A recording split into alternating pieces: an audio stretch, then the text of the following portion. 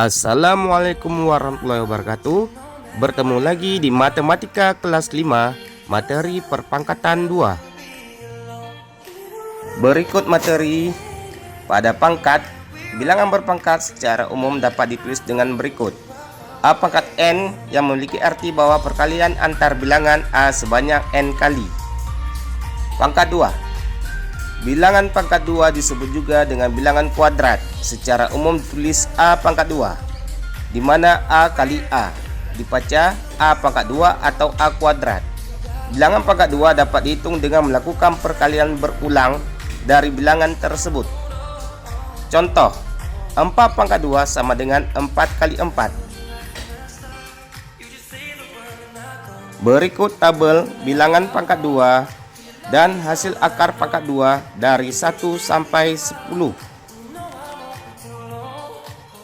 Soal nomor 1, 42 pangkat 2 sama dengan titik-titik.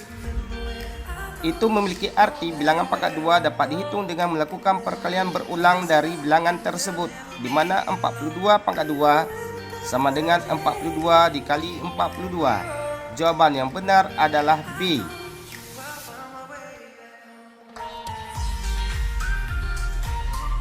Soal nomor 2, hasil perhitungan dari 5 pangkat 2 dikurang 3 pangkat 2 ditambah 2 pangkat 2 sama dengan titik-titik.